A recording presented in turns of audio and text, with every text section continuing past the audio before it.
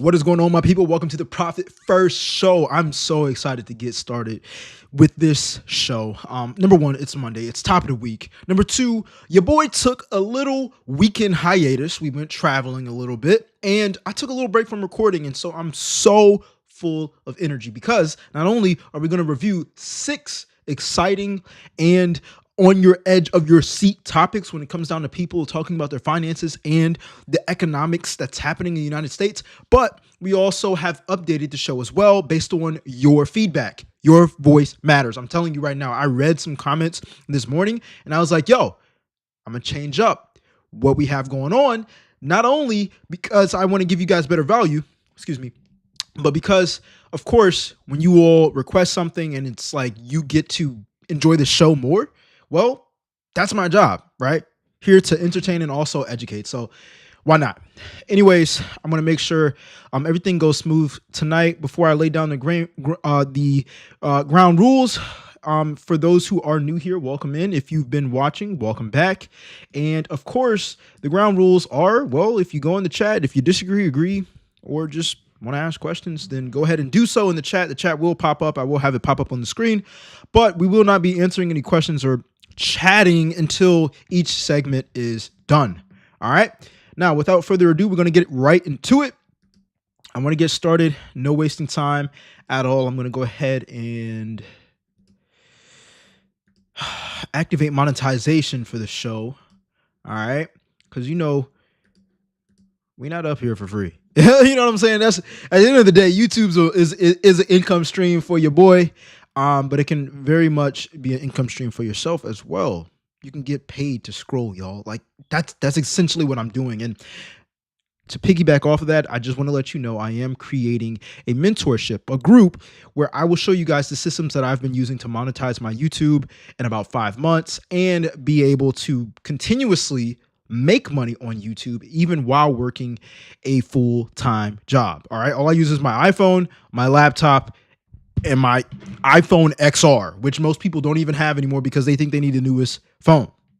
No, you don't. Anyways, let's get right into it. First topic of tonight: people literally living on nothing, low income. All right. Subscribe if you like the content. Let's get right into it.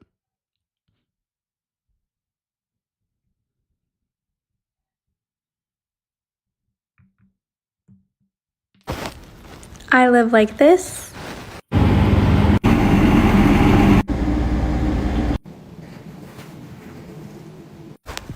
So that my students can live like this.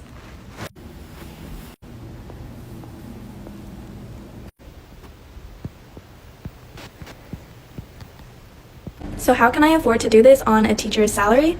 The answer is I can't. I'm living paycheck to paycheck. I am beyond broke. I'm broke, but I'll survive.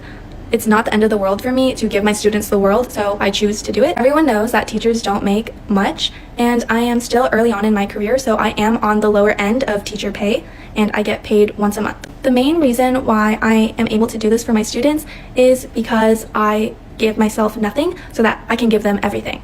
And should teachers have to make these sacrifices? Absolutely not. Teachers do not get paid enough to have to make any sacrifices, and that shouldn't be an expectation. I choose to do this because I'm at a point in my life where I am able to make these sacrifices, and I want to make them. I don't have kids, I'm only taking care of myself, but on that note, I'm barely taking care of myself because of the sacrifices that I make. I can barely afford to eat. My fridge, freezer, pantry are all basically empty, and I even got asked by a coworker why I don't eat lunch, and I said it's because I'm not ever really hungry, but it's really because I can't afford to buy groceries because instead I'm spending my money on things for my classroom and my students. Both this school year and last school year, I lost over 10 pounds in the first 2 months of teaching. I am fully aware that that is a poor financial decision, but it's one that I'm happy to make. I also can't afford to see. I have been using the same contacts for who knows how long, and my glasses are expired, but I can't afford to buy new glasses with my new prescription because I'm choosing to buy Christmas gifts for my students instead. Is that dumb of me? Yes, but I'm okay with that because my mindset is I can always make more money, not much, but I can make it back. But my students will only have me once, and I want to create memorable moments with them, and to me, that's priceless. When I say I give myself nothing, I mean it. My bedroom is empty. I sleep on the floor. I don't have a nightstand. I don't have a bed. I don't have a lamp. I don't have a picture frame. I have absolutely nothing in my room so that my classroom can be full for the students. My life outside is empty, so my students' life at school is full. I'm doing this because I want to do it. This is not me complaining at all. I fully understand that these are the choices that I made, and I'm happy to make them. Aside from bills, I don't really have anything I need to be spending my money on. I don't have kids, so teachers that are parents, shout out to you. I don't know how you do it. You're absolutely amazing. But for me, any extra money that I have typically does go back into my classroom or for my students. Like I said, I do nothing for myself. I don't really have a life, so that makes it a lot easier. I don't go out, I don't travel, I don't go shopping, I don't buy makeup, I don't get my hair done, I don't get my nails done, I don't drink coffee. Damn, man, what is going on right now? So many things that we can pinpoint, but let me just be clear. This sounds like somebody who is like rich and just wants to give back, like some Robin Hood type stuff. Let me know in the comment section down below. Do you think this is healthy for her? I don't. First and foremost, you got to take care of yourself before you can take care of other people. And yes, there are periods where you take care of other people, little ones, your children, before you take care of yourself. But you should prioritize yourself as well, because if you go down and you can't help them, then you can't help yourself. And if you can't help yourself to a certain degree, you're going to experience something we call burnout. It happens with content creators. It happens with people with 9-to-5s. It happens with people who work 2 jobs. All right. At a certain point, you will burn out, and it's because you need to recharge. Now, speaking financially, oh my gosh, at least she has a place to stay. And don't get me wrong, I definitely respect her wanting to give back and take care of the children that she is in charge of while she's at work. But she said she has no kids, but she's treating them like her kids. So no, of course you don't have any kids that you got to take care of at home, but you have 20, maybe 15, maybe 25 kids you got to take care of in the classroom? Nah, that ain't it. Let me know what you think about this in the comment section down below. Have you ever experienced a teacher giving so much of her life, of her finances up to make sure that the children are taken care of at school? I thought school was meant to educate. She sounds like she's a foster mother. What is going on, man? So I'm not going to Starbucks every day. So to me, maybe that's my version of girl math, is because I'm not doing those things that kind of balances out. Giving is 100% my love language. I love to give gifts and I love to wrap gifts. And I haven't been in the holiday spirit these past couple years, but allowing myself to do this for my students brings me a lot of joy. So of course I knew I was going to be doing this for my students, so I was able to prepare in advance. So I was saving specifically for this. I was buying things throughout, and I was waiting for sales. But on top of all that, I had a very generous donation from someone I had never met before. They had seen my classroom and heard about the things I was doing for my students, and they wanted to donate to me to reimburse some of those costs, and I chose to spend that money on my students. Getting these gifts for my students is not something I was able to do comfortably, but it's something I wanted to do, so I made it happen. Again, I am fully aware that Hey, I'm going to just say this. She just sounds like one of the parents out here that talk about they give their kids whatever they want and then they end up in bad financial situations. At a certain point, sure, give. And I'm not in charge of her finance. She can do whatever she wants with her money. But this is like borderline, I'd almost call it insanity. Like, at what point do you start taking care of yourself? Her fridge is damn near empty. She lost 10 pounds, not because she actually sounded like she wanted to, but because she's not eating enough. She's not even eating lunch. Hey, maybe you don't get hungry at lunch. Sometimes I don't either. But at what point do you draw the line? I have heard nothing to where she says, I draw the line here. Let me know what you think in the comment section down below. Subscribe if you like the content. Let's go. Come make an extreme low-income dinner with me. Of course, car insurance came out early, so we are balling on an even tighter budget now for another week. But that's okay. We will make it work, and we're going to stay positive. Might struggle a little bit, but you know what? We all do sometimes. I have a green pepper I'm going to go ahead and chop up, and then I have another tube of ground turkey, and I'm going to see what else I can throw in the pan to make a dinner. Anyways, if for some reason you see this video cross your For You page, would you please let me know in the comments down below? And if you could like, comment, share, repost, all those things, and please tell me your favorite fruit or vegetable in the comments. I love avocados. I'm not quite sure if it's fruit or vegetable, but they are my favorite. My green peppers cut up. I'm going to go ahead and throw it in a pan. Probably add a little oil or a little butter to crisp it up a little bit. Yes, I'm using paper plates. We use what we have. Don't really have a cutting board. We make it work around here. Guys! I'm not going to lie.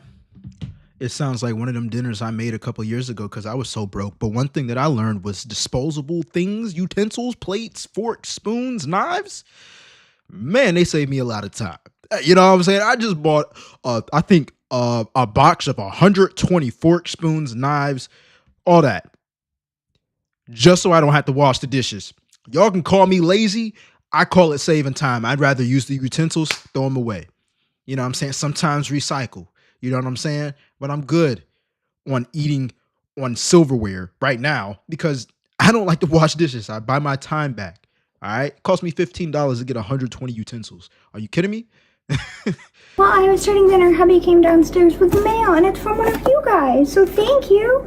We have Riley's my son. We have toddler socks and some trash bags, and there was colorful measuring cups, but my very, very amazing son decided that those were a toy, so I will get those back and wash them later. Thank you so much to Ashley. Wondering, I don't know what's going on with my hair, I'm sorry. I do have a wish list in my bio. Absolutely nothing is necessary, but everything is so unbelievably appreciated right now. I love all of you guys so much. It really means so much to me. Sending like socks for my toddlers and trash bag, or my toddler and then trash bags, it's like so amazing, and I'm just so grateful, and I get all giddy and I cry. That's what's up. I love to see someone who's grateful. Not to say that I like to see somebody who's grateful who has less, but it's like seeing people not complain and being able to take advantage of what they're going through and be grateful is real strength. You know how many times you want to complain when things don't go your way or when you're not where you're supposed to be? And she has the audacity to show up on social media humbly, thank people, and also show what she's taking advantage of, even if it is a cheap meal. You get what I'm saying? A lot of people think they got the money to spend eating out almost every single day and get McDonald's. That's a cheap meal, but she didn't talk about her getting McDonald's. She's talking about, cooking at home, not having maybe the best ingredients, cheap ingredients, but she's still thankful. I love this because this is true gratitude at the end of the day. And I hope she gets out of her situation where she's making low income. At the end of the day, we are in control of our finances. I know the economy can sound like, oh man, things are going left, oh man, you can't control the prices. One thing you can control is what you spend it on. Yeah, we have necessities, but you know how many people have the money and then waste it off of things they feel like they need? More people than not, at the end of the day, even when it comes down to food.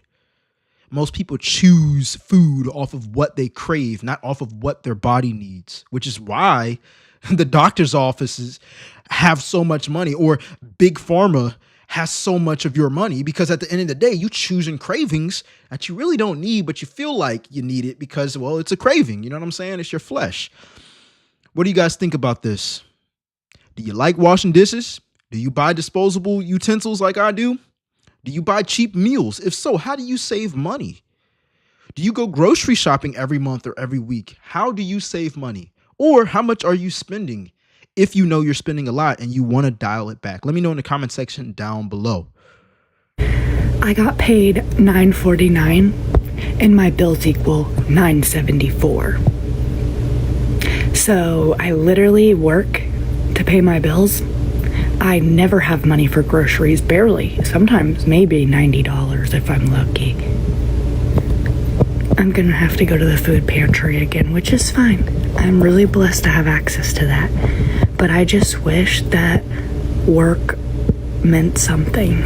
Like, I wish I had enough. Like, I don't even have enough to cover my bills. So now I can only pay half of my power bill. Hopefully they don't want to freaking shut it off on me.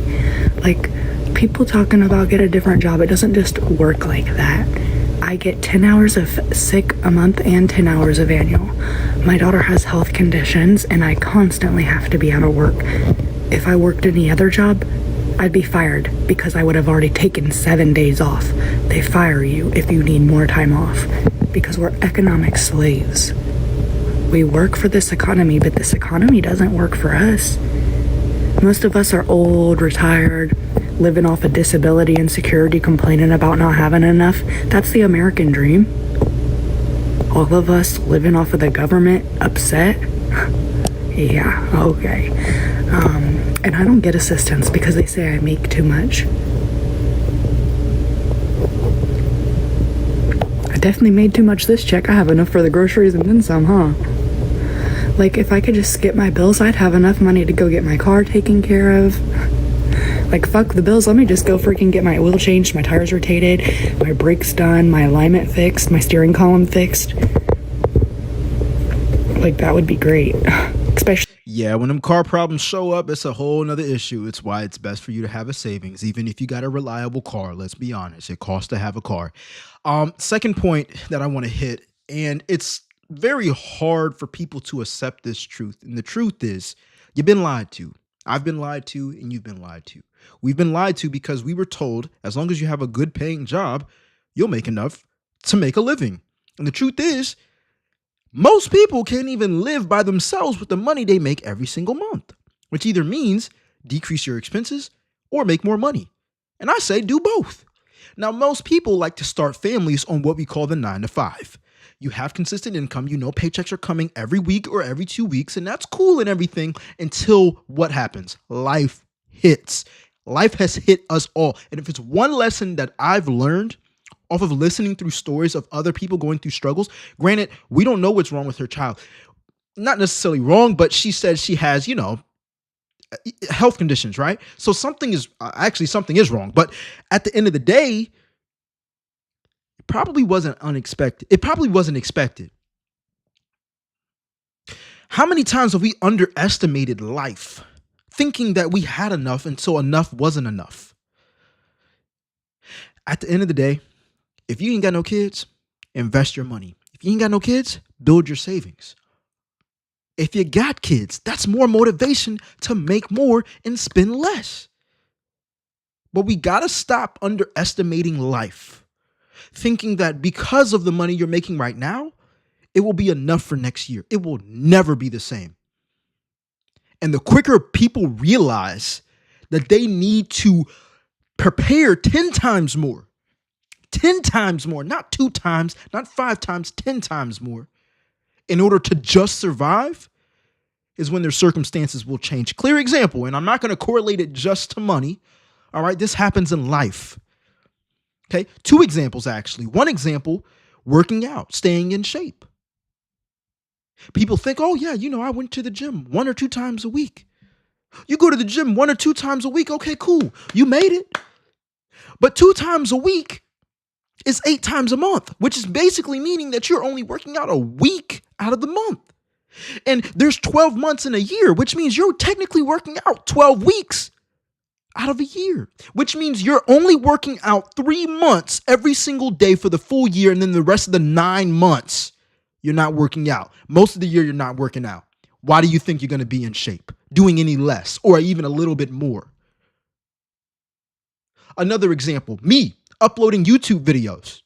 I'm thinking 1 to 3 videos a week is cool. I'm a beginner YouTuber. People should watch my videos because I know what I'm talking about and I'm passionate about making videos. Guess what? Nobody cares and nobody knows who I was. Right now, my audience is growing. But guess what it took? Removing that mindset of uploading 1 to 3 times like everybody else tells you. Oh, hire editors, get this done. And don't nobody care about that. I now upload 4 long form pieces of content every single day. Sometimes two times a day, but I'll never upload 3 times a week. You got to put in more work than other people. You can't be in a different circumstance doing the same thing everybody else is doing when they're struggling as well. That's all I got to say. Let me know your thoughts in the comment section down below and subscribe if you like the content. If you want to start making money with YouTube and have more income streams rolling in so you can actually make passive income, click the link in my description down below. I'm starting a Patreon. You guys heard it first right here on the show. All right, I'm out. Let's get it. All right, my people, we're going to go ahead and move into the next topic, which is gas prices are rising and people ain't liking it. It's continuously rising, guys. So let's get right into it. You motherfuckers! Y'all done raised fuel prices up! Fuel prices is up!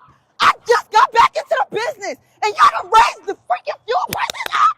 Y'all done raised the prices up $5 a gallon for fuel? Are y'all crazy? Are y'all crazy? What is going on? What is going on? I'm tired of this. I'm tired.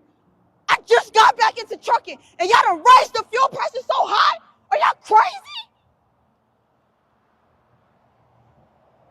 This shit don't make no sense. I want to pause right now. First of all, she know what she doing in this video. Second of all, I digress. How much is gas where you're living right now? And has it hit your wallet hard enough for you to be like, I'm buying less? Because the way I see it, if you're a trucker, if you're a 9-to-5er, if you're a person who has to use their car and have to use their car to go to work, then there ain't no point in complaining, man, because you're making more money than you're spending. But let me know in the comment section down below, especially my people who may be Ubering, Lyfting, or Door Dashing, all of that, ride sharing.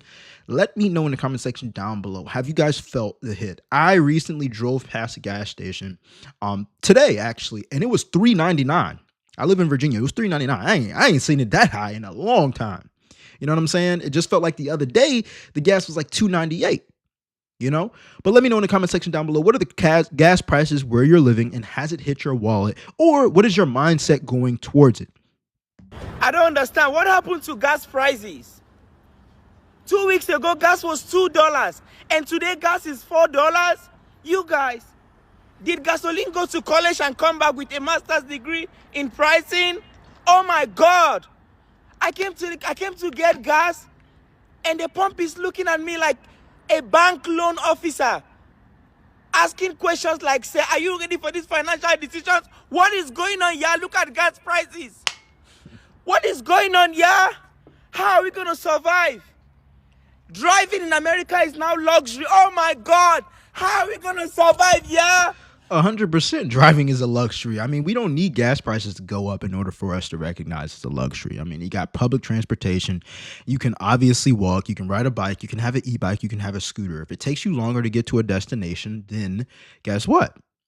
You get a car, and that's a luxury. At the end of the day, some people might just have to start carpooling. I know somebody who works a specific job, and what they do is carpool. Not because gas prices have gone up and that's what they're doing now, but because their length from going to point A to point B in their job is very far. It's like an hour and a half every single day, 5 days a week. So what they do is employees go and park in a parking lot, go in a van, and they take turns and rotate every single week who's going to be the driver. They've been doing that before gas prices have rose.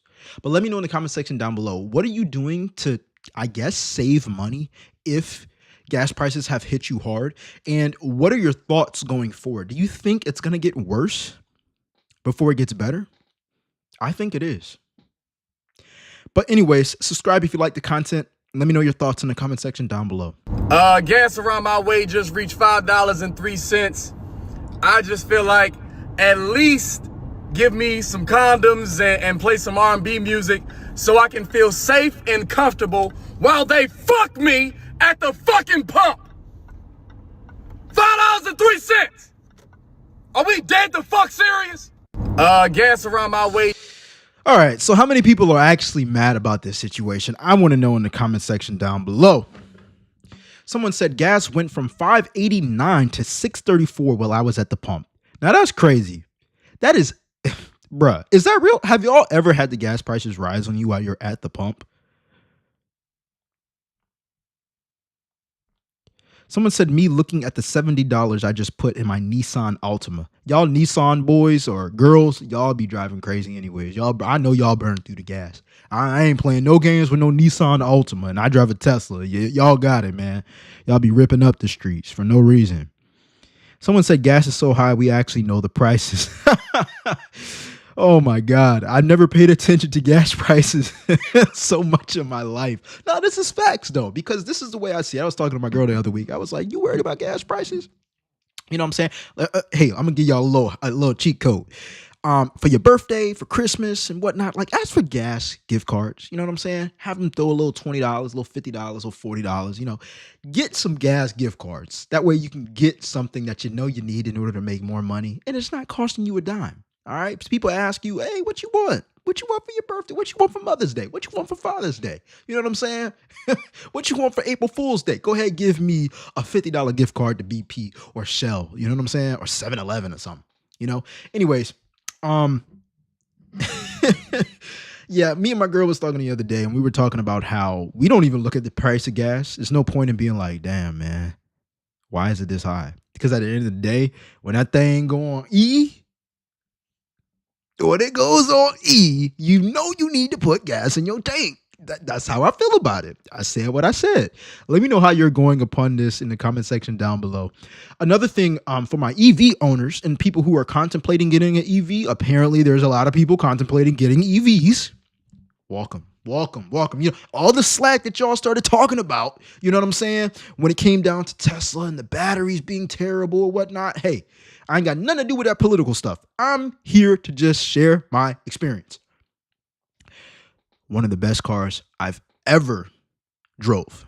And I've driven other EVs. All right. Now, this video ain't sponsored by Tesla or anything like that, but I'm here to tell you, we just came from making a 3-hour round trip, driving up to Richmond, Virginia. Okay.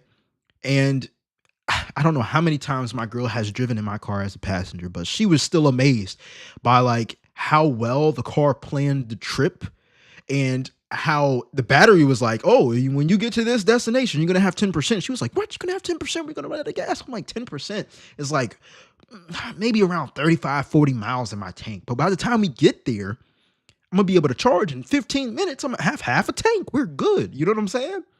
And a full tank probably cost me $12. Let me say that for the people in the back.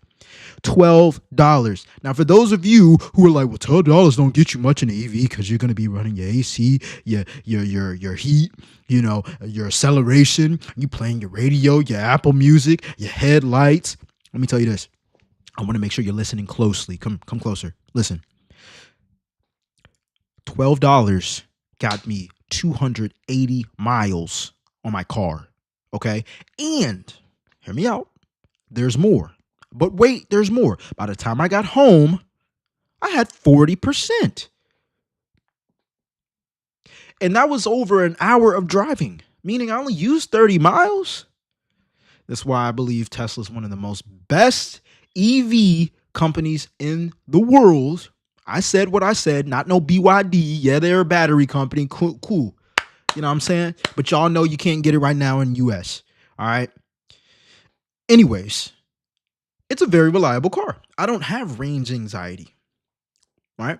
And half the time I'll be filling up for free. You know, plug up to a wall outlet. I actually went to my old apartment complex. Excuse me. I actually went to my old apartment complex this weekend as well while I traveled up to Richmond, Virginia. And they had like, not superchargers. That's the chargers you got to pay for in public. But they had like little sticks coming out the ground with outlets that you can use your mobile charger into and just plug into. It's not going to charge me for that.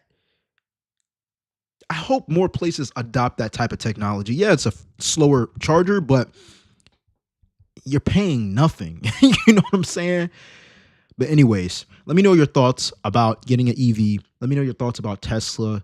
A lot of people got a lot of crap to say about the battery and how quick it'll burn out. And yeah, they're not built to last, but they're built to last. A lot of the times, people hear hype and negativity a lot more than the truth. And I say just ask somebody who owns the thing, you know?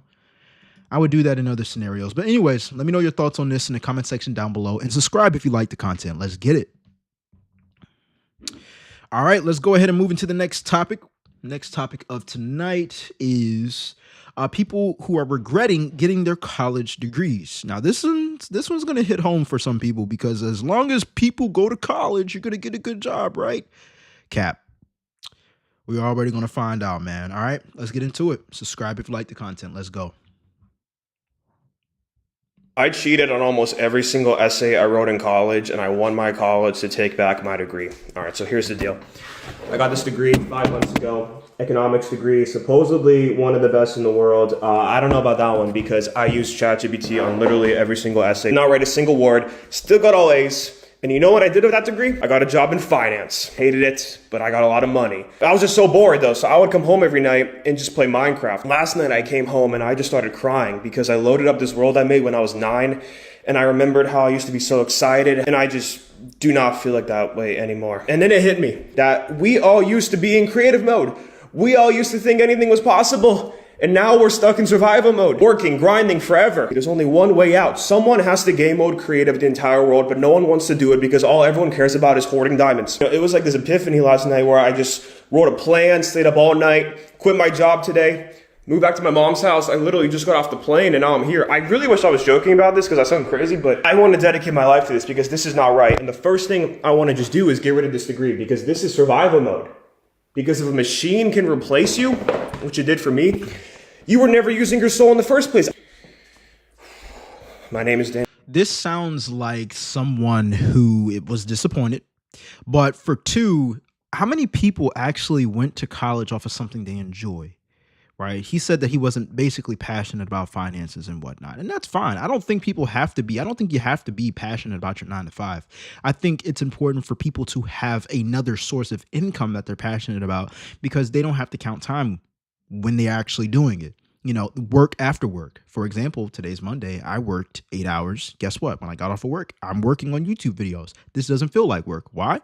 Because I like creating YouTube videos. I'm passionate about it. I'm passionate about talking about finances and economics. But most people, they don't they don't tap back into that creativity that they once had before they got back, or before they got into the economy, before they graduated. And you know why? Because everything's focused around money. And there's nothing wrong with that. But I think most people should tie in what they love with an income stream while working a 9 to 5.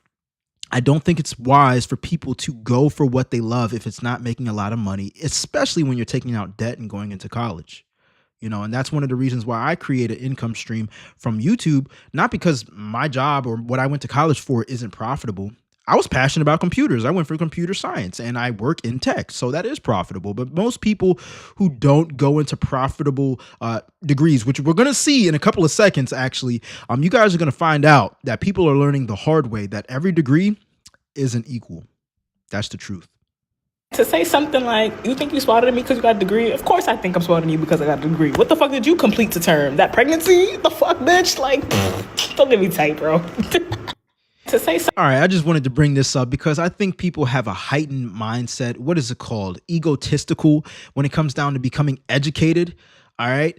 A lot of people, well, I got my college degree, I got this degree, and I have this, and I have that. And it's like, yo, you know, a man created that. You know, there was a man who created a system in order for you to get that sheet of paper with your name on it.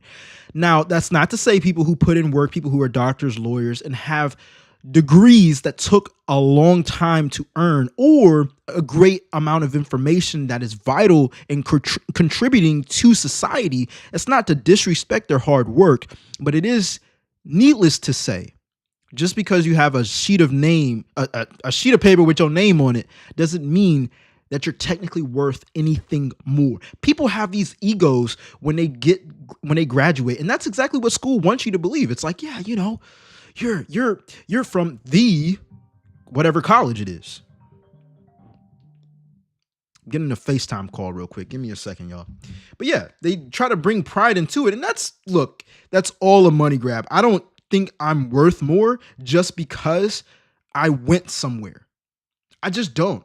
I believe life is more full of experiences than what somebody can label me. And we're going to find out in the next video what it feels like to have a quote unquote worthless degree. All right, let's go.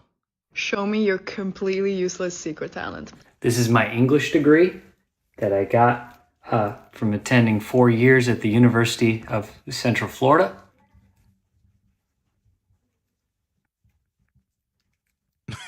What?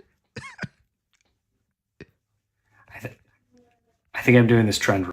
Show me your completely English degree. Okay. Before I even get into the comment section, I remember in high school, my English teacher, she meant no harm. You know what I'm saying? Her telling me how much a MLA formed style paper needed to be written, Times New Roman 12 double space. Man, you can miss me with all that, man. People don't even type like that in the emails in corporate America. Someone said, I'm sorry, I've always chuckled when people get an English degree. Someone said, my mom got an English degree and it's basically useless because she didn't get another degree to go with it. Let me know in the comment section down below. Do you know somebody with an English degree or a degree that is considered, respectfully, useless? Do you have one? How much did it cost you to go to school? How much did it cost them to go to school? If you have a valuable degree, let me know. What is the degree that you consider valuable? And you don't have to say how much you make. You can say how much you make, actually. But let me know. Is it actually a career that you're still following through with, regardless? I'd like to know in the comment section down below. To let you all know, again, I went to school for computer science. I do work in tech. I love computers. That's that. When niggas start making some money, like any type of money, it can be small, a lot, don't matter. They start buying dumb shit. I'm niggas. I bought this dumbass car knowing damn well I couldn't afford it. I even put a kit on this motherfucker. My shit dirty, but you feel me? You get the vibes. When I bought this car, it was valued at $48,000. Okay. For those who don't know, that was a Tesla. He made it look. I ain't gonna lie. It looks sweet. It looks sweet, but it doesn't look like a natural EV. But he bought a Tesla, and he sounds like he bought it brand new, which any car brand new is just not it. That ain't it. I'd buy any car used as long as it's reliable, because you know the value is going to drop as soon as you drive it off the lot. You're your own worst enemy in that case. Hey, keep that in the back of your mind. I put down $8,000 on this car, knowing damn well I shouldn't have did that. But it's okay. You can judge me, but nigga, it's my life. I'm here. I have to fucking deal with it. So I was thinking to myself, I was like, what is the easiest way to get my money back? Sell this fucking car. I was like, okay, let me go. And I'm not going to do the CarMax thing. I'm not going to do the OfferUp. I'm not going to do all the third party selling. No, I'm going straight to the Tesla dealership, and I want to see what my car is valued at. Plus, it should be higher value because I have a kit that's really rare. They're not going to give you much value. They're looking to make a profit too, man.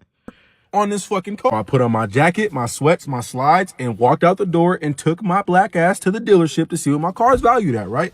As soon as I get to the dealership though, I feel like I walked into Apple. There's the amount of people there is ridiculous. Because you know damn well when you go to Apple, you're not gonna be seen for like 40 years.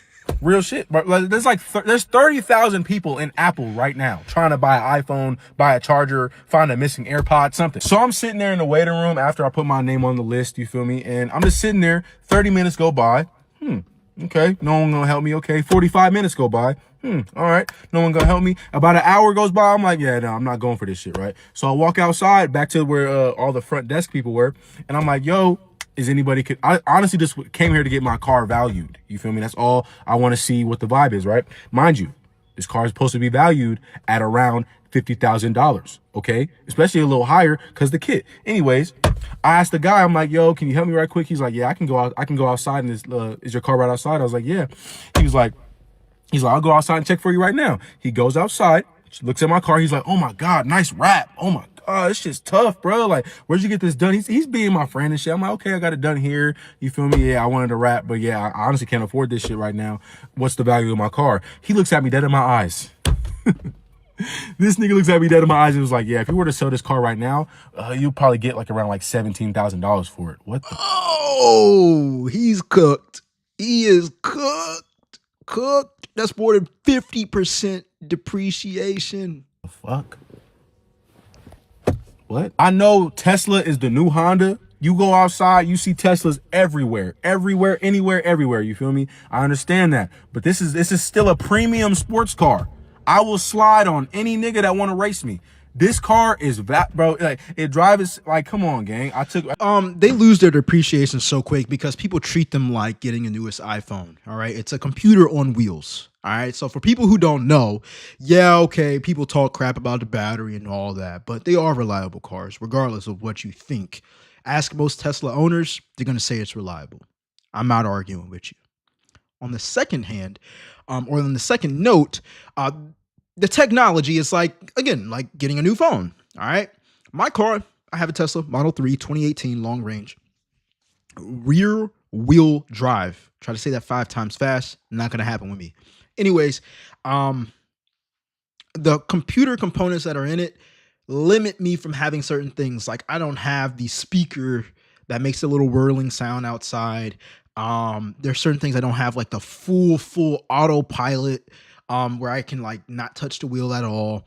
There's some other things like the camera quality around the car is a little bit worse because it's an older car, right? They upgraded the cameras and stuff. So needless to say, people do value them like iPhones. But it's an EV. It has little to no maintenance. No oil changes, no tune-ups, no spark plugs, none of that. No transmission fluid, any of that.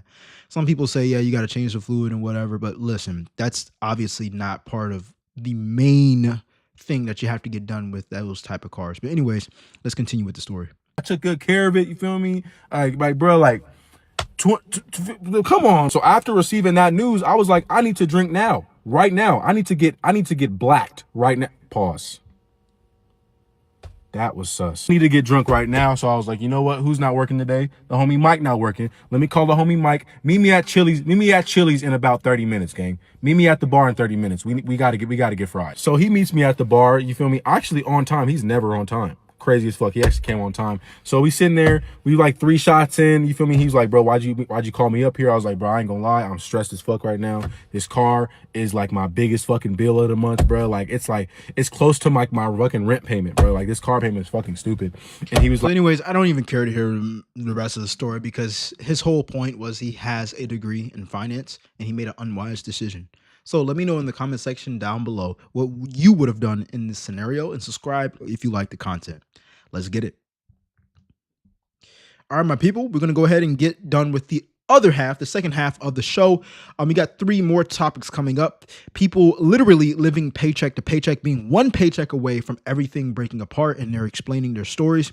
People believing that they cannot save based off the money they're already making and how impossible it is for them to save. And then last but not least, the best for last, people are done with tipping. All right, I'm gonna go ahead and use the restroom. This is halftime. I'll be back in about 1 minute, 30 seconds. I'll be right back.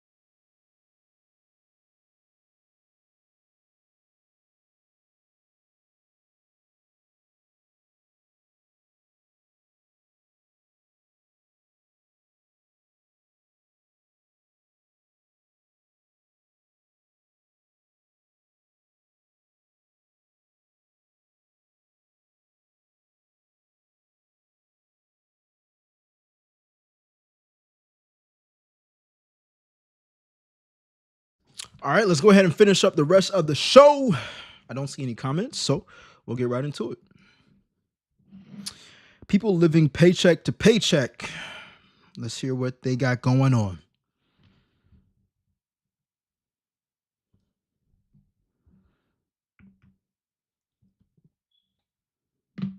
Hey, Raph, I'm a teacher and I can barely afford to pay rent with my salary. My salary bi-weekly is basically my rent minus $500. Guess how much my car is? $400. Guess how much insurance is? $100. Oh, yeah, that's right. You do the math. I'm left with owing money at the end of the month. That's not even with groceries. Holy shit. That's not even with groceries. I realize every single month I am transferring money out of savings into my checking, and I am not. Just had the realization in the car that I'm actually gonna go into debt if I continue being a teacher. Like, genuinely. Wow. Oh, I'm like literally having a crisis right now. I'm gonna have a panic attack right now. I can't do this. I literally cannot do this. Knowing every single month that most of my money is literally like, I don't have money. Okay. I don't know how I'm gonna pay off my credit card this month. I don't know. All right, well, rats, peace and blessings, and I hope you can afford your rent today. and groceries and your car and insurance. Teachers do deserve to make more. They got a huge responsibility in today's economy and have always. All right. Not every teacher is a great teacher, but needless to say, these are for the teachers that are actually teachers. You know what I'm saying? My mom was a teacher for 20 years, so I know how it is. You know what I'm saying? Like coming off of work, grading papers, not getting paid for that time at all. You not getting a paycheck for summer, but you end up getting paid a little bit more at a certain point of the year because you're not working during summer unless you want to do summer school. Yeah, all of that. Anyways, yeah, she definitely isn't making enough to obviously live the lifestyle she's living. So needless to say, of course, we can blame society about how much teachers should be getting paid, but the truth is she's living way above her means. She talks about her car note being $400, not including insurance. She also talks about rent. Listen, if you don't count every dollar, every cent that's going out and that's coming in, you're going to fall behind. Those that fail to prepare to fail. I recently had to readjust every Sunday. Every Sunday, I look at my finances. I look at my sheet, my financial sheet, right? I create a Google sheet and it breaks down my paycheck on a percentage basis. And I found out that, man, the new bills that I have, because I've invested into the business, because I've expanded the business and had different services added into the business. When I say business, I mean YouTube. And I have higher expenses to help me generate videos faster. Well, guess what? I looked at my paycheck coming in and I'm like, oh, my expense and debt payoff account isn't at a high enough percentage in order for me to maintain these bills coming in every month. And so therefore, there's two things that I can do. I can decrease my expenses, or I can move and raise my percentage on my bills / debt / expense column. So for example, my paycheck would come in, hit direct deposit, and I take 35% and I pay off debt and I pay my monthly expenses. Yes, I was living off of 35% of my paycheck. I have very low expenses because I've decided to dial my life back, move back in with loved ones. All right. Pay off debt more aggressively, not have credit card debt. On the second note, what I did was I raised how much money was going into my debt and expenses column, but I also started generating money with YouTube. Therefore, I'm making more money, but I had to make sure I caught that early on because what was happening was I had to pull from my savings personally. And I'm like, wait a minute, something's not right. I'm pulling from my savings. I'm not supposed to touch this, right? I'm supposed to be saving almost $1,000 every single month. Why am I pulling money from here? And that was the problem. Well, guess what? I fixed it before it became a bigger leak. And therefore, I'm back on my stuff and I'm more motivated than ever to make more money. Most people don't track like that. They don't do that. They spend the money and then they see how much they got left. And she's already talking about how she has to take out from savings. That's the exact situation I was in, but I caught it within a week of me pulling from my savings. Let me know in the comment section down below, what do you do to prevent problems like this? Do you focus on making more or spending less? Or do you do both? Let me know in the comment section down below and subscribe if you like the content. Is anybody else like selectively cheap like me? Like when I go out, I will ball out of control. Literally not checking the price of anything. Restaurant, the bill might come up to $300. I'm like, whatever. I don't even look at it. I just tap the card on that thing. I don't give a damn. And I'm blessed to be in a position like this, I swear, and I'm very grateful. But I will not care about a price. Oh, this costs $400 to do? Let's do it, run it up. But you let me go to a clothing store. Man, this shirt $15?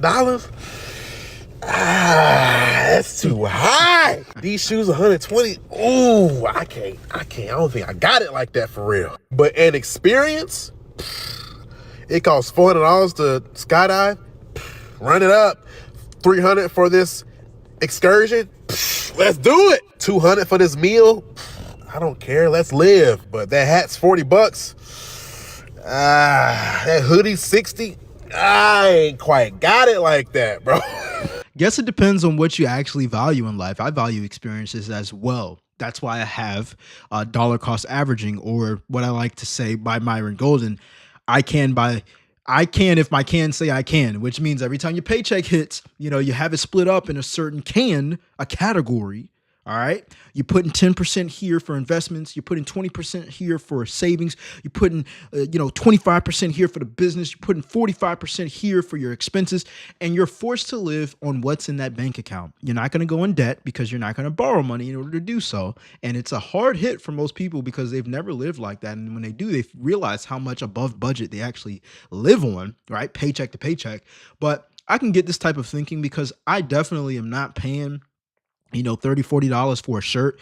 Me and my girl actually went to the mall this week, and I don't go shopping at the mall. I don't care. You know what I'm saying? Let me know if you go shopping at the mall or if you're a little cheap like me. But most of the time, you guys are seeing me in these black t-shirts that I'm always in, and it's because I get these things from Sam's Club for like $6. I don't care. I work out in these shirts and I film in these shirts. You know what I'm saying? When I get out of my corporate outfit for work, I'm in the black shirt, man. It fits me good. It lasts long. It's good quality as far as $6 is going to buy me. I promise you, none of them have faded. I've had them for about 4 months, and I put them in the dryer because I don't like to iron. Okay, it is what it is. All right. I am not going to go to the mall, go to H&M or whatever and buy a $30 shirt. I do like quality things, but at this point in my life right now, I'm focusing on investing into myself. And, at the end of the day, buying things for yourself is investing, but also buying stocks, buying options, you know what I'm saying? Buying gear for your YouTube that's making money is also investing. I'd rather do it that way. Let me know what you do in order for you to save money and what you're kind of like, it's not worth it. All right, let's go to the next video. 21 people this morning at a table, and they were firefighters, so it's fine. It's good. Their bill came out to $200.02, so we gave them a discount for everything they do. It was 10%, so it came out to $186. And then one of the servers decided she wanted to help cover their bill, so she paid $100. So their bill came out to $86, and they left a $186 tip. And my boss made me tip out the cooks, so I did. And she made me give back the $100 to one of the servers. I just want to pause real quick because what is going on? I'm reading the little paragraph that y'all can't see. Actually, let me see if y'all can see. Here we go. I understand that the $100 should go back to her, but she said I deserved it on the tip until my boss said I have to give it to her. I have to give her the $100. So her boss made her give back the $100. Yo, if somebody gave me $100, I'm gonna tell you right now, that $100 would have been in my pocket. She gave it to you. You know what I'm saying? What would you all would have done in this scenario? I think that's completely wrong.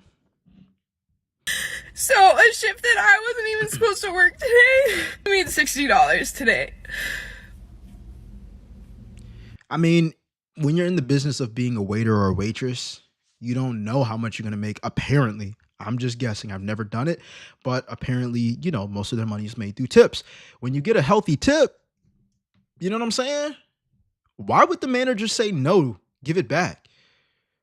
Let me know in the comment section down below, what do you think the manager was thinking? Do you think this is evil? You know what I'm saying? Why wouldn't you want if she did a good job and they wanted to tip, you know what I'm saying, and they were willing to give it, then they were willing to give it. I missed 2 checks. Oh. What? I missed 2 checks. How? I don't know. Wait, I thought it was supposed to be direct deposit. I don't know. So you got paper checks?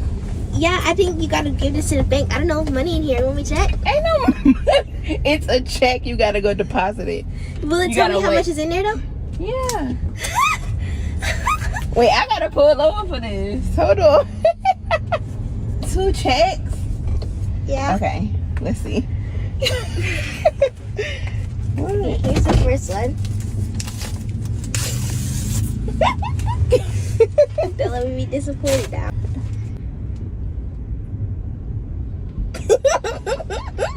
What? $76. Is that good? I would have had 83. Uh-huh. It took $6. Okay. They only took $6 from taxes? I guess. I don't know. I'll look at it in a second. Okay. Some slight. What you say? Some slight. Some slight. Oh gosh.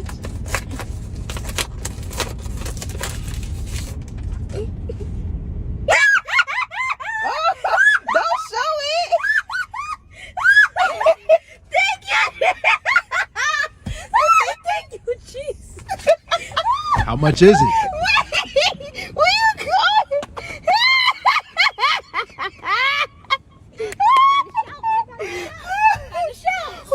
Hey, this must have been money she ain't never touched before. Why? Oh, guys, be careful. Uh-oh. You okay? Yeah, not the car. Okay. But wait, what's that added up? Hold on.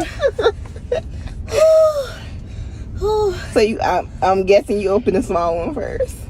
Yeah. Okay. Whew. Let me add these cents too, you know. And then plus.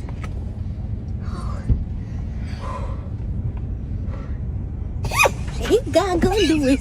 Ain't God gonna do it? $238. What? All right, let's be fair here. She is young, so at the end of the day, we know how it was getting your first paycheck. A lot of people in the comment section started sharing what their first paycheck was, and how many of us have actually realized, you know what I'm saying, that first paycheck won't a lot of money. I remember getting my first paycheck. I worked at Subway, and it was like $180.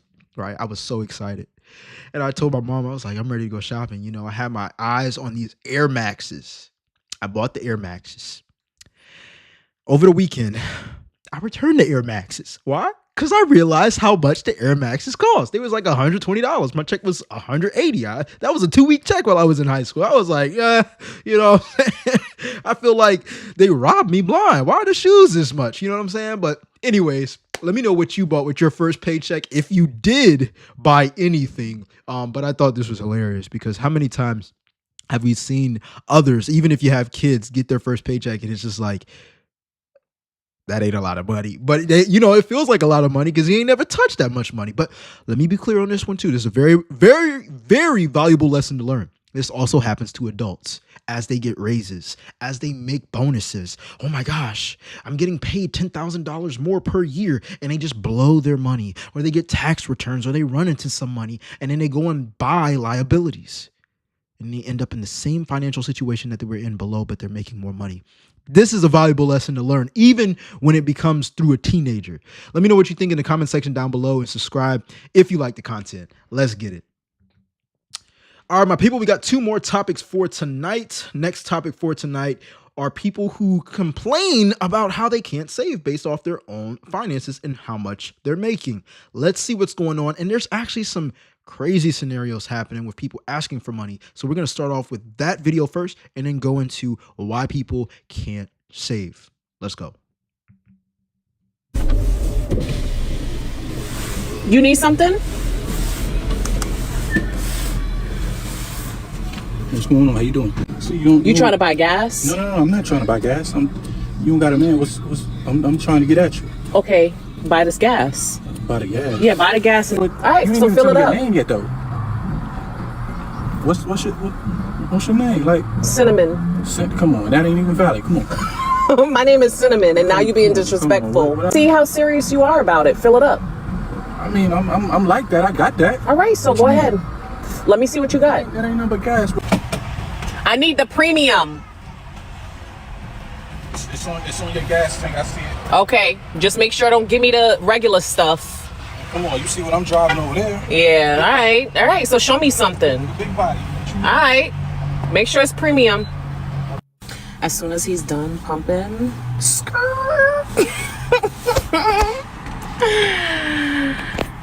fill it up. So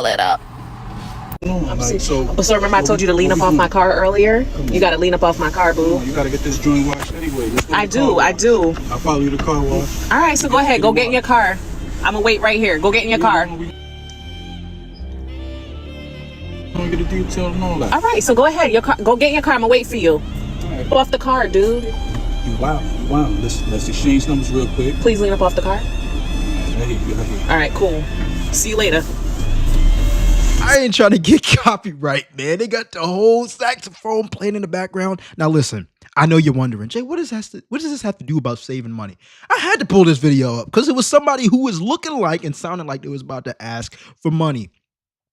Now, I don't know how many times women get approached at gas stations, but I thought this was hilarious because dudes be getting played, man. But now, let's get back to the regular programming. People can't save money worth anything. Let's go. I was like, oh, 37 years until I retire. I could do this. I don't have a savings account. There's hardly anything in my 401k. I'm not retiring. I was like, oh, 37 years until I... If you ain't got a savings account and you 37 years old, I think it's because you didn't save. There's no ifs, ands, or buts. Yes, life happens. Let me be clear. It's probably because you didn't save. It's probably because you don't have financial discipline. Let me see what the comment section has to say. Hopefully they're not they're not in a victim Olympics. Someone said, I've been contributing 5% to my 401k for 5 years. It's at like $3,000. That's not going to do anything for me. Huh? Someone said, I've worked 5 years at one job. My 401k only saved $1,600. They must not be contributing a lot of money to their 401k. What in the world? $1,600 over 5 years. One time, someone was like, you max out your 401k each year with $6,000 in contributions, right? And I was like, I don't make enough to spare $6,000, let alone $1,000. Your expenses are too high, baby. Let's continue. So y'all want to know the scariest thing, and it's happening to me now, is being a female, married. I'm 37. I have 2 kids. They're 5 and 7. And I've been a stay-at-home mom for the past 10 plus years. I have no income. I have no money. I use my husband's credit card and I use my husband's money. And 2 weeks ago, he told me that he wants to move forward with divorce.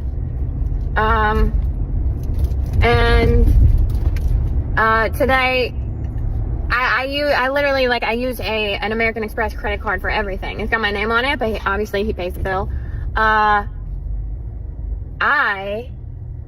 He told me he's gonna cut it off, and I gotta, like, move all the automatic payments and stop using it. And he said, you need to start using your own card now. What? Now, why people share their marriage stuff on social media without actually giving context? Because if they're going to do it, they're going to do it. But if they're not going to give context, I don't try to judge. You know what I'm saying? At the end of the day, you don't know their scenario. I think this is like a tactic to try to make, like, the husband look bad. Obviously she was comfortable while she was, benefiting from it, but this sounds really, really messy. The fact is, she didn't have a savings. Look, what would you do in this situation? I feel like man and woman should still have their own savings at the end of the day. You know what I'm saying? If you don't have to work to pay bills because your husband is taking care of everything, work to have a savings. You can help them accelerate. Now, I get it. Stay at home mom. You're taking care of the kids. You don't want to pay for daycare, yada, yada, yada.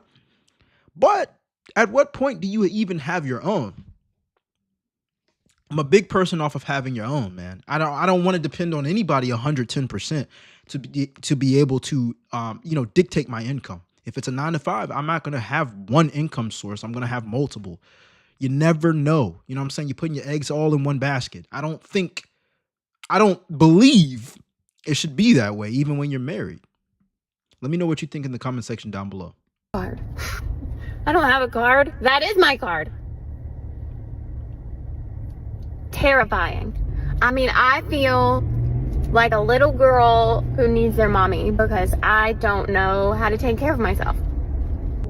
It's just terrifying. Got to prepare for the worst. Let's see what the comment section has to say with these 43,000 comments. Someone said this should be a warning to all women. Being a stay-at-home mom is a dangerous game to play. Yeah, sure, but working until you're like 65 is also a dangerous and tiring game to play. What would you do in this scenario? Let me know in the comment section down below. I'm 70 years old. I have no retirement. My husband and I, neither one have a retirement. We are not in agreement about what we should do with the cash that we do have. We have $25,000 cash, no CDs, nothing. That's it. The question is, we owe $27,000 on our home, and the value of the home is about $250,000.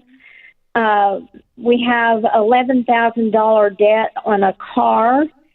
My husband wants to take the money that we have and pay off the car, and then he says apply the $350 a month car payment towards paying off the house. My problem is I'm so stressed. I at least want to have a house to live in, and the way I see things, I don't think I can live anywhere cheaper than where I live right now. I don't think I could even live in an apartment for what we would be paying a month on our home. So I need some help here. What are you living on? What's your income? We have $2,000 a month Social Security combined. I have some income that I get above that with a job that I have, but it's pretty physically challenging. I'm able to. I just want to pause. I think it's so sad when I see older people work that really shouldn't be working, especially when it comes down to a physical job. Now, granted, there are some older people who are, are well seasoned and they don't want to stop working because it gives them something to do during the day. That's completely fine. But being in a scenario where you have to work, and especially being older and having a physical job, that ain't it. I'm 28 years old. 2 years ago, I was working for UPS. I only worked with them for like a month and a half. That was a very physical job. I'm good. Props to you if you're a UPS truck loader, not the driver, the loader, and respect to the drivers as well. You know what I'm saying? But the truck loaders, man, I'm good on that, bro. I'm good. My body was hurting like I don't know what. I can only imagine somebody elderly doing a job like that or more physically challenging just because they got to pay bills. This is why it's so important to prepare before those times come. And I get it. Life happens, but that's exactly why you should attack life 10 times when it comes down to your income. We think we're all good until we're not. To do it now, but, I don't know how long I'll be able to do that. What do you make? Probably another $2,000 a month on that. Okay. Is your husband able to work? He has a part-time job. It's kind of whenever the store owner needs him. And so he has occasional income, but nothing that we count on. Is he able to work? A little. So he's got physical limitations? Yes, he does. Okay. He's got health problems? Yes. Okay. And that's part of, our situation. Yeah. We've had large medical bills, and we've also made some real bad cash investments. Now, there was a video that I made a couple months ago, and those who commented certain comments like, oh, well, Jay, life happens, medical things happen, you could wake up tomorrow and not have your health. Let me be clear. That's not most people. Okay. Yeah, there are stories and situations like that, but I'm so glad that she was able to admit that they've made unwise decisions. This ain't an age thing, man. This is a discipline thing. This is a self-control thing. When you make unwise decisions, you usually don't get punished or feel the consequences until later on. You see a donut, you eat the donut. Tomorrow, you see a donut, you eat the donut. Tomorrow, the next day, you see a donut, you eat the donut. Every single day for the next 3 days, it's going to taste delicious. And guess what? It's going to continue tasting delicious. But 3 months down the line, when you're 15 pounds heavier, guess what? The choices that you made 3 months ago, you're now feeling now. We don't feel consequences most of the time immediately, which is why people continue to make terrible choices for themselves.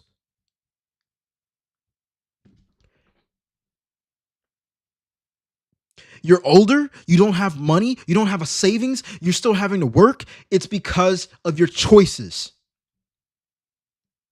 Younger people aren't excluded from this. Let me know what you think in the comment section down below.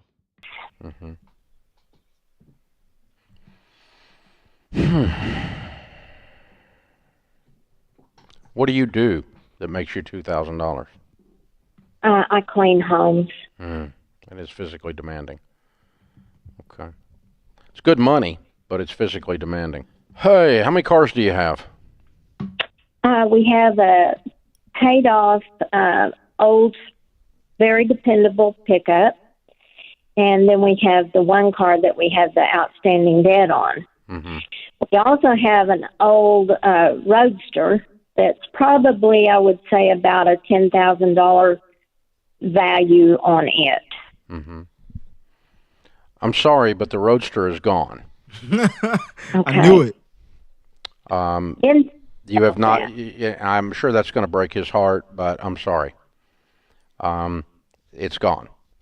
And then that gives us $10,000 to put towards the house, because the Roadster will sell for enough to pay off your car. We can leave $15,000 in your emergency fund, put $10,000 towards the house, and then that leaves you $17,000 to go. And you guys get in the business of the next 17 months or so getting that house paid off. Okay. Because with no debt at all, you can make it. And I say this countless times. This is one of the reasons why I don't believe anybody should own a house unless they can pay it off in cash. Again, we're going to hear the same song of people talking about how unlikely that is because most people don't make that much. But here's the thing. If they invest that much, or even just a little bit, and learn how to flip their money, how to invest their money, how to make their money, have money babies, then guess what? They don't have to work for everything they own. But most people do. And when they stop working or the economy is trash or when prices go up and they still make the same amount of money, you hear people complaining. Why? Because they're using an old system for a new economy. That's just the truth. I'm not a boomer. Sodas ain't 25 cents no more. Gas ain't going to be 50 cents a gallon. We living in a different economy. Let me know your thoughts on this in the comment section down below. What would you do? And subscribe if you like the content. Let's go. Not to be in y'all's business or anything, but how much money do y'all make an hour? How much money do y'all make? I just seen this video of this girl. She was like, in this type of economy, there's no way I'm showing up to nobody's job to make less than $15 an hour on a lower scale. That's like on a terrible scale. And one thing about life, yes, people have to be more grateful. We have to do a better job at being thankful for what we already have. But let me tell you something. You know how brutal that is? Nobody wants to show up to a job and work like 40 hours. And half the time, if you're making that type of money, you have to work well over 40 hours for it to even make sense. Because if not, the whole check is going to taxes. And it's crazy. This is a mindset problem. All right. As many people are going to say, well, yeah, nobody should be working 40 hours for $15 based on the prices of everything in the economy. I say, look at an entrepreneur. Y'all going to learn. Jay Askew is an entrepreneur at heart. You know how many times I've worked for free just to start a business? How many times I've worked for free just to get in the door? Most people want to get paid for their time. And when that's the only thing they know how to get paid with, they will always be limited by their time. Why? Because you get the same 24 hours as I do. But I'm going to capitalize on my 24 hours with things that produce income after I'm done working. Here's the mindset problem with this. People feel like they should get paid more. They deserve to get paid more, but they fail to realize how they can create more value with the same amount of time they're giving everybody else. Instead of always asking yourself, well, how much am I going to get paid more per hour? How much am I going to get a raise on? How many hours can I get per week? How much are things? Ask how much you can give other people. All right. And I know that might sound backwards, and it took me a while to understand this, but you will get paid a lot more once you start solving problems for people. Whether it's entertainment, whether it's your own information that you've learned through life, people will pay for a solution. You don't, unless you're a farmer, you don't go out and slaughter a cow and then make a burger. Why don't you do that? Because it's easier for you to go to the store, buy the hamburger, bring it home and cook it. And when you really don't feel like doing that, you're going to get fast food. You are buying a solution to a temporary problem. And people complain about those things. I don't feel like cooking. Okay, so you eat out. I don't feel like slaughtering a cow. Okay, so you don't. I don't feel like paying this price for this thing that I really don't need. Like, when are we going to realize we don't live in a world anymore? I don't think I've ever lived in a world. I mean, I was born in 1998. All right, I don't think I've ever lived in a world where you could afford to only have one stream of income and be Gucci, be good. That's done with. And if you want to live in that world, you're going to suffer. Because when you don't raise minimum wage, but you have jobs that'll pay you $4 or $5 over the minimum wage when the minimum wage is already like sinking. When you think of an ocean, like the minimum wage is already underwater. You're dead at that point. But to pay somebody like $4 or $5 right over the minimum wage just so that they can be able to say they don't make minimum wage is crazy work in this type of economy. No.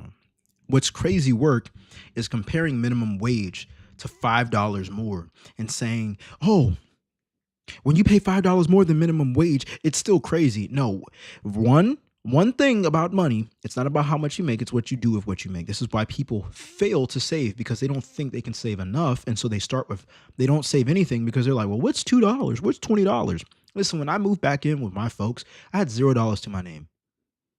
I was saving $20 per paycheck. I was cutting grass in their neighborhood. I was saving $80 a week. That account soon grew into $4,000. I cut my expenses. My ego did get hurt. I thought I did deserve more in life. And so you know what I did? I hustled. Another thing, people complain about minimum wage as if it can get any lower. Numbers are infinite. If minimum wage is the minimum that you can get paid per hour, why not look at the amount of money you can make above minimum wage? Because it's infinite. Minimum wage has a bar. You can't get paid any less than minimum wage. So instead of complaining about how much minimum wage is and how much they should raise it, because as soon as they raise it, everything else is going to go up, by the way, because they have to pay the employees the minimum wage, which makes their costs go up. Employees are the most expensive cost to a business. So guess what? Minimum wage go up and they got to pay that minimum. Everything else going to go up. And guess what? The complaining is going to go up. But if you can stop focusing on the bottom and start looking up a little bit, just a little bit, you ain't gotta want to be a trillionaire, but you gotta just look up. You know what I'm saying? There's so much more opportunity. People choose to focus on the bottom, and it's because they have a poverty mindset. Anyways, let me know your thoughts on this in the comment section down below, and subscribe if you like the content. If you're looking to make an extra income stream and make money with creating YouTube videos, then go ahead and join the Patreon in the description down below. Let's get it. All right, my people, we're going to go ahead and move into the last topic of tonight. And I just thought about it. So let me double check. Excuse me. We got to make sure we got enough memory. I've been pumping out a hell of videos. So let me go ahead and delete some files before I can't. All right, I'm going to answer your question in a second, bro. You said, what are the opportunities? I'm a big person on using your phone to make money. All right, I'm not going to overcomplicate it for you. Using your phone to make money. You know how many people pay a cell phone bill just to be texting their loved ones? You know what I'm saying? Or texting their friends. Text your loved ones, but text your friends and keep up with everybody else in the world, bro. Like, you can make money on your phone. Bro, I'm using my phone right now to make money, bro. Like, this is my second month monetized on YouTube. I'm almost at $200. That's not all the money in the world, but I'm cool on that. Why? Bro, I'm talking on the phone, bro. Like, are you kidding me? I'm getting paid for that, and it's only going to continue to go up, and I get paid without having to work. You got to create something that grows over time. You get what I'm saying? Some people put their money into stocks, and the stocks go up over time, and their money multiplies. All right? What I choose to do is to invest my time into a capsule called a video, and when it's viewed on the internet, people keep watching, and they keep watching. Why? Because we live in a technology age. Everybody has one of these, bro. So if you can just literally scroll on YouTube, not scroll on YouTube, scroll on social media. Most people scroll on TikTok, scroll on Instagram. They're not making no money. I'm not doing that for free. It's free to post. Like, I get aggressive with talking about these things, bro, because I believe in it. You know what I'm saying?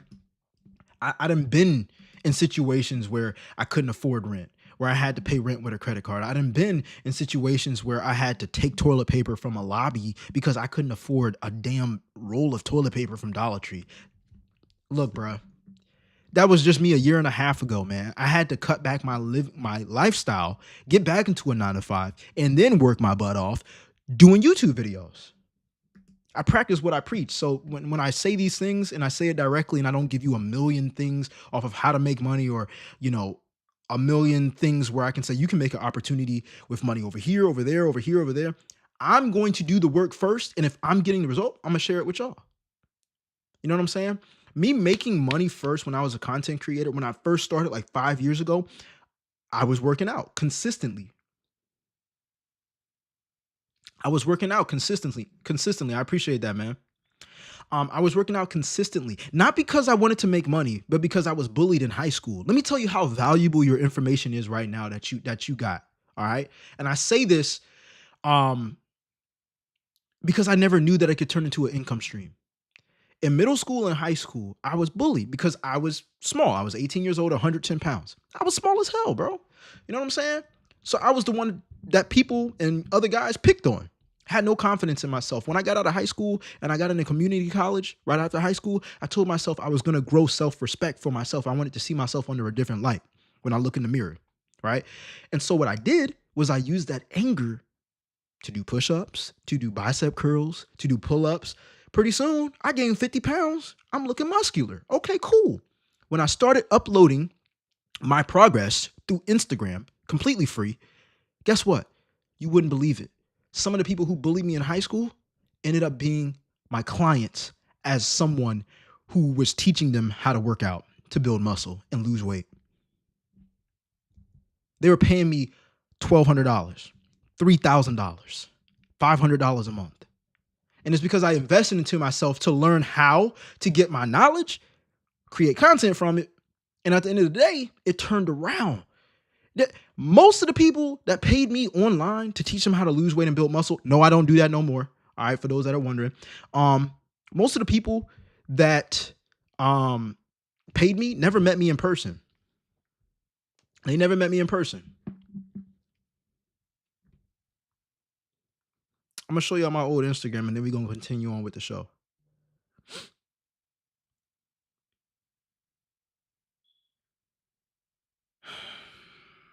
This is my old Instagram. I'm trying not to show sensitive information. This is my old Instagram. I don't post up there no more, but yeah, this is my old Instagram. Ask You Fitness. Let me see. Right. I posted over 1,300 times. Damn, I can't scroll. There we go. Over 1,300 times. Just my own progress and helping people lose weight. Being in the grocery store, right? Turning my own knowledge into money online. If I can do it, why can't you? And now I'm on YouTube because they pay the big bucks, man. I'm done with short form content. I'm done with, making little clips trying to go viral and stuff. I'm good on that, bro. Anyways, I'm going to create a Patreon for you all. It's going to be a membership and I'm going to be teaching you all how to make money with YouTube because we making money with YouTube. I'm excited, man. You know what I'm saying? I wish I had somebody that could be on the level, closer to a level that was more realistic than a blown up YouTuber. For example, a lot of people on YouTube be having hundreds of thousands of subscribers and stuff, bro. I got 1,300 subscribers, made $200, bro. Like, that's all praise to the Most High. But, we growing, man. And I do want to make more money, but most importantly, I want to show you all how to make more money and how I've been doing it because everybody has a different way. Good question, my guy. Did your school education help you at all? Let me be real with you. All right. I went to Norfolk State University for 3 years.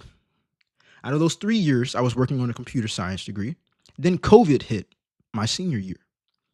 I never returned back to school because that's when I had found entrepreneurship online and I had started getting paid as a fitness coach online, selling online fitness programs. So I didn't return because I was making 4 times as much as my job when I was working in IT at Norfolk State when I was a student. And I was like, bro, why would I go back? I'm making like 4 grand. You know what I'm saying? 4 grand a month minimum. I made $6,000 in 1 week. You know what I'm saying? I was hype, but my money management skills weren't there, which is why I'm so passionate about reacting to these type of videos, because I was once there making a good amount of money, thinking everything's all good until it wasn't. I did that for 5 years. I never finished my computer science degree.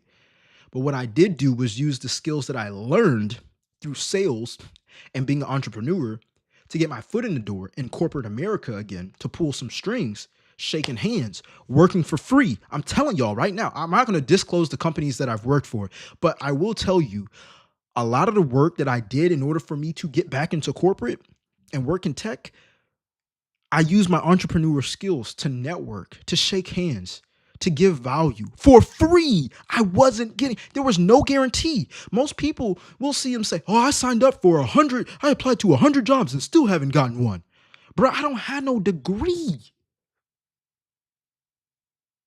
And I wasn't guaranteed no job. But I still showed up. I still shook hands. I still made sure that it was either going to be a hell no or we'd like to hire you. But I will not be ignored. That's the mindset you got to have when it comes down to making extra income. It's not a game for me. So when I react to videos like this and I see people become victims of their own circumstances, I'm like, I've been there before. But you're not going to get out of any situation like that keeping that same mindset. The Most High, do you know Yahweh? If Yahweh, and I'm not even trying to be funny, bro, if Yahweh is God, I believe in God. I believe in Jesus. Like, I don't get religious on this channel, but I believe in the Most High for sure. No doubt. All right. Good questions. Good questions. We're going to go ahead and finish up the last topic of tonight. People are fed up tipping at restaurants, and they're voicing their opinion about it online. All right, let's get into it. Last topic of tonight. Let's go. What's your take? If I have to go up to order, I'm not tipping. You know, restaurants are all self-serve. They're all self-serve now. 0%. Zero. At this point, I work there. You're doing the work. You should get tips. They have the nerve on the iPad to do 15% tip. Chas v'shalom, 20% tip. Tip you? Why don't you tip me? Take 15%, 20 off the bill. No, literally, just pay people a living wage and leave us alone already. Tipping when you have to do the work is awful. Yeah, what, come a year? We're tipping 45%. We're making the shit ourselves. What about coffee shops? Zero. You didn't tip for that. Oh, this guy was rude as hell. I want to even cover the name here. I don't even want to give him anything. I'm telling you right now, the business must pay their employees. They continue to levy more and more on the consumer. You're doing a peaceful protest. Yes. You tip where you have service at a restaurant, tip 45. Now everyone expects 20%. Especially a coffee shop. You know, they love to flip it back, the iPad. Nobody flips one back better than me. I don't give a fuck. You hit 0 and then you flip it right back. You know what I do? I leave a pity tip. But that's what it should be. If you're feeling a tip, give a tip. But a mandatory tip, now we've lost the essence of the tip. Now we're doing wages. Now I work there, and I'm paying to work there. By the way, people said, oh, well, inflation, because inflation went up. Yeah, well, a tip's a percentage. So you're getting a percentage of the inflated price. What are we double dipping? Pay. So here's how I think about tipping. I do it because I used to be cheap as hell. I used to be like, well, if I go to a restaurant, you know, I got a tip. Here's a tip. Eat healthy. You know what I'm saying? Take care of yourself. You know what I'm saying? And I'm like, yo, at a certain point, I had to realize that was just my broke ass mentality. I didn't really want to tip at all. I didn't want to give extra money because I didn't want to give the money that I paid for the thing anyways. And that was a me issue. I shouldn't have been eating out. at all if I didn't want to tip. And that's my belief of it, because I do believe in blessing people. Now, if it's bad service, of course I'm not going to want to tip. But most of the time I don't have bad service. And I'm like, yo, money is abundant. Let me say that again. Money is abundant. That is one of the reasons why I tip. Okay. If not one of the biggest reasons. Because I'm like, if I give away this little $5, man, it's $5. You know what I'm saying? If I didn't want to separate myself from $5 that much, I don't need to go out. And that deters me from going out anyways. Because I'm like, well, I know I'm a tip. You know what I'm saying? I know I'm going to give extra money. Guess what? I don't need to go. I think if more people think like that, they'll be a little bit more financially disciplined. But because we're taught to save money and to hoard it and to, oh, if you get it, you want to hold it. And then people just end up splurging anyways and getting into debt. What is the point? You know what I'm saying? Let me know your thoughts on this in the comment section down below. Do you tip? Yes or no? And if not, why not? And if you do, why do you tip? Speaking of big, in America, we got a big problem. I went and got a field today. It was $50. I went to go pay. Paid on my card, tapped it. The lady say, will you be leaving your tip in cash? Excuse me, bitch? Who said I was leaving a tip for these basic ass nails? Although I had full intention on tipping, I'm a tipper. I tip 90% of the time. The service has to be atrocious in order for me not to tip. I slid her money. Service providers. You are mentally ill if you become upset because somebody does not leave you a tip and you make your own prices. Please charge what you're worth. Don't charge what people you think people gonna pay. Charge what you're worth, and people will still come. So you're not upset if somebody don't tip you. Don't rely on tips. Charge your worth. I did hair for years. I was never ever upset when somebody leave me a tip. I felt well compensated. A tip was a plus for me. Thank you very much. Coffee shops. I got the biggest beef with you. Next time that barista spin that screen around and say, one more question, and they don't like the answer to my question, and that bitch whole demeanor change, I'm going to jail. And what I look like going to jail for being a barista ass? What you in here for? Being a barista's ass? And I'm not even a tough guy. Okay? I'm just addicted to coffee. I'm not a morning person. And I don't like people's reaction when they ask me for something and I say no and they get an attitude with me. It's a problem. In this economy, Yeah, so I believe, like, as a man, we ain't gonna be that reactive. But if people have a problem with you saying no, then I think, like, I ain't about to feed into that energy, for one. All right. Number two, I feel as though people sometimes, maybe not during tipping, but sometimes they are afraid to say no, and that's the reason why, because they kind of feel like the person will be mad. Let me know in the comment section down below. Have you ever said no to someone asking for a tip, and have they gotten mad? And what did they do? Have they gotten angry? Let me know in the comment section down below. Have you ever been peer pressured to tip as well? We are going to see how much a table of 6 women tipped. First one, total was $51. They left $9. Second one, total of $32, $0 tip. $55, $0 tip. $60 left $6. $21 left $7, and then $23 left $4. So I am grateful for any tip, but what? That's what's up. That's what's up. I'm glad she's grateful. That just made me realize, and I don't know what place she work at. I ain't really read her name tag, or, you know. But anyways, bruh, I be tipping pretty well. You know what I'm saying? I feel a little better about my tips, you know, because I be, this weekend we went out. I forgot how much we spent, but it might have been like $40, and I tipped a 20. Call me crazy. I ain't looking at the percent. You know what I'm saying? Because I already told y'all how I be handling my money. You know what I'm saying? I got a specific account for fun. If it's as long as that money is in that fun account, I can do it whatever I want with it. If I want to bless somebody with it, I'm gonna bless them with it. You know why? Because when it comes down to making money, I'm abundant. I got an abundance mindset. There is no shortage of it. As long as I give value, there's going to be more money coming to me, and I'm going to continue to give it out and give more value. Why? Because I believe that's a more healthy cycle mentally to think about money than to think that there's a shortage on it and then hoard on to it. And then you get into that cycle of not giving more because you think that there's a shortage of something. One of the biggest things that there's a shortage of is time, and most people waste that. You know what I'm saying? Bruh, I clocked out of work today at 5 p.m. It is 11 p.m. right now. Make sure y'all don't see no sensitive information. It is 11 p.m. right now. I clocked out.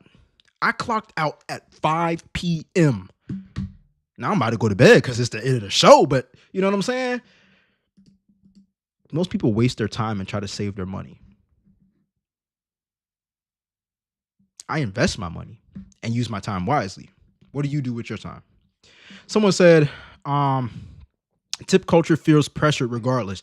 You can say that. Sure, everybody's asking for a tip, but you still can say no, whether it's pressured or not, right? I think about it like I told y'all earlier, like I was bullied in high school. You know what I'm saying? But you don't have to comply with what people ask for. And let me be clear with you on this, because I worked in sales for 5 years. 5 years. People don't have problems saying no. They don't. They don't have problems saying no. Hey, you ever thought about getting solar panels? I'm not interested. I've done door-to-door sales. I've done phone call sales. I've done Zoom call sales. I've done in-person sales. People don't have a problem saying no to something they don't want to pay for. So I'm not saying I disagree with your statement, but I'm kind of like, how do you feel pressured when you know you don't want to do it anyways? These people have these opinions of like, well, I ain't got no problem tipping, but I ain't gonna tip. Okay, so how do you feel pressured? How do you get angry at somebody asking for it and you won't? Like, that's like me. Let me put it in a scenario like this.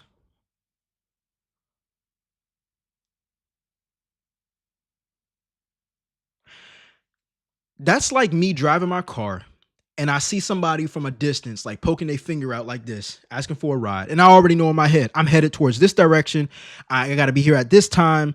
And I see them and it's like, I see them for 5 seconds while I'm driving. And I'm like, oh, they asking for a ride. Boom. My head is back on the road. I'm like, I hope he gets a ride. I'm not bothered by it. I'm not angry because he's standing on the side of the road. That's what people do when they want to ride. That's what people do when they want to tip. So how can I feel pressure for something that I was already not locked into? Does that make sense? Let me know y'all thoughts on it in the comment section down below. It's all good if we disagree. Nobody agrees with everybody 100% anyway. So anyways, let's go to this last clip. I went to dinner with my parents last night and we did not tip our server, and I want to know what you would have done in our situation. The first time our server came over, we got waters. Then when she came back with those, 5 minutes later, my mom and I ordered espresso martinis. Then we ordered our food as well. I see this steak salad on the menu. I'm like, delicious. I want it. I'll get it. My mom sees these chicken fajitas. She's like, wow, that's a ton of food. My dad's like, yum, I'll split that with you. They say to our server, wow, that's a ton of food. Is that enough for both of us? She says, yes, definitely. It's a ton of food. Like, you're good. So they order that. At this same time, my dad also orders a side Caesar. She comes back over like 20 minutes later and says, oh, your food will be out shortly. My mom and I say, okay, what about our espresso martinis? And you can see the panic on her face, remembering she forgot to bring those in. So she goes back to the bar, punches those in, comes back. She's like, oh, they had to reset the espresso machine, so it'll be out soon. We're like, okay, whatever, you forgot. Food comes out. This was my salad. Yum, delicious, perfect. And this was my parents' ton of food fajita. She also never brought my dad Caesar salad. 5-10 minutes later, she brings our espresso martinis. My parents are like, hey, so like, this is not what we ordered. You said it would be a ton of food. You said it would be like the picture. This is not like the picture at all. And she's like, oh yeah, like that's what the chicken fajita is. And my parents are like, that's not what you told us. She then goes on to say that this is this chicken and steak combo fajitas. But if you look, that's all chicken. There ain't no steak there. Basically, she's just arguing with us. So my mom asked for the manager. And the first manager is where everything went very south. She comes over and is immediately like talking very loudly, talking over us, not letting us tell her like the story. And she's like, yeah, it's basically like a chip bag where they enlarge everything to make it like seem better. And my parents are like, no, like our server told us that that's what we were getting. So as a manager, I'm not a manager. If I was the manager, I'd be like, oh my gosh, yeah, I'm so sorry. She told you the wrong thing. I'm just going to eat the cost of another chicken breast and bring that out for you because that's what you were told you were getting. And just whatever. Shit happens. Who cares? But she's just talking over us, yelling about how we're wrong and what else do we want to order and pay for. And my parents are like, we're not paying $26 for what we got. We also told the first manager we hadn't got our espresso martinis yet, and she said it was because the bar was slammed, but the two bartenders were standing there talking because they had nothing else to be doing. Eventually she says something like, yeah, I hear you, I'm listening. Mom goes, no, you're not, you're talking over. She says, I'm done, I'm going to get the other manager. And I'm acting this out for you. We're gonna pretend the other manager's right like here. So she runs over, she's like jumping up and down, pointing at us, yelling at the other manager about what's going on. And everyone in the bar area is like turning, like open mouth, staring at us. And we're like, what is going on? Also, my dad had still yet to get his Caesar salad after my server said she would go figure that out. So manager 2 waits like 10-15 minutes to come over. So their food has been sitting there. It's cold now. I'd started eating and he's like, what more do you want to order? And my parents like, we don't want to order anything else. This is not $26 worth of food. We were promised the picture. Can you bring us another chicken breast? He never offers to do that. He did end up getting my dad Caesar salad, which he had ordered 45 minutes ago at this point in time, and nothing else was done to resolve the situation at all. My parents just ended up not eating the fajitas. It's like 9 p.m. at this point in time, so I ate my salad, they sat there, we watched the UK-UT game, and then we didn't tip. If it wasn't for the rudeness of the first manager, we probably would have given the server a couple dollars, but we didn't because... Yeah, I think this is a pretty justified scenario where I wouldn't tip either. One thing that I do pay attention to when it comes down to a menu, we know these restaurants give fillers, and that is wrong, 100%. It's false advertisement. But what I've came to realize, whether I'm eating out or not, I look at the protein amount, I look at the fat amount, I look at the carb amount, I look at the calories.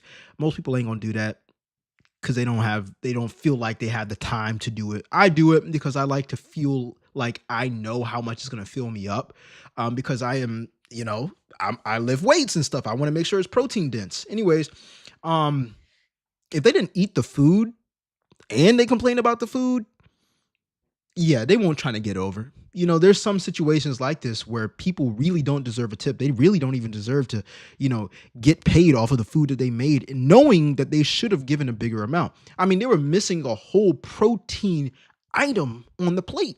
That was crazy. If I saw chicken and steak on the same plate in a picture, I'm thinking I'm getting chicken and steak. You feel me? And if I'm not, I'm like, yo, where is it at? And they didn't have the compassion at all to try to give them another plate. The thing is about when it comes down to business, most people, not even most people who do bad business, they start thinking about how, oh, well, it's okay if they are unsatisfied, right? You can't please everybody, but they think about how they, people who, are unsatisfied, that it'll just drop with them. But people who are unsatisfied in business, when you do them wrong, they do things like this. Create an online video that got 678,000 likes, 15,000 comments, and 16,000 saves and 3,000 shares. Bad news spreads way more than good news. Hands down. All right. My man Snowden said it's just because in society it's almost looked down upon if you don't tip. Like, why does it have to be a whole conversation? I get it. Bro, I get it. I wish people got paid enough to where they don't have to tip. But let me be clear. I believe service-based businesses where somebody is serving you when you didn't have to do the job. For example, you didn't have to cook. You didn't have to prepare the food. None of that. You can just walk up, say what you want, and pay, and you get it hot and fresh.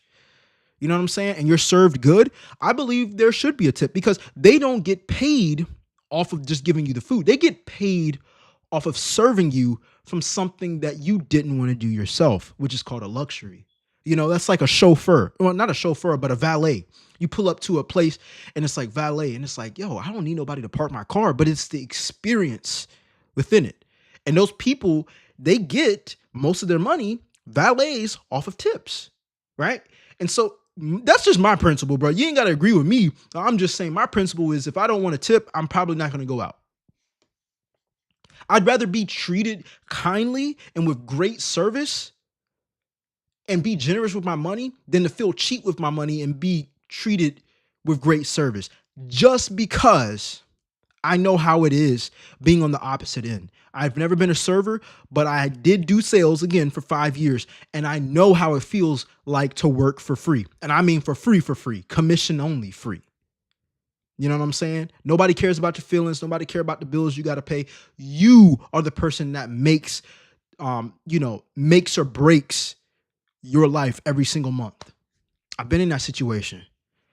And so I know when people have bad days, you might not feel the best. You forget, you know what I'm saying? You might be a little nervous or whatever. If somebody's treating me bad, sure, I ain't gonna tip. You know what I'm saying?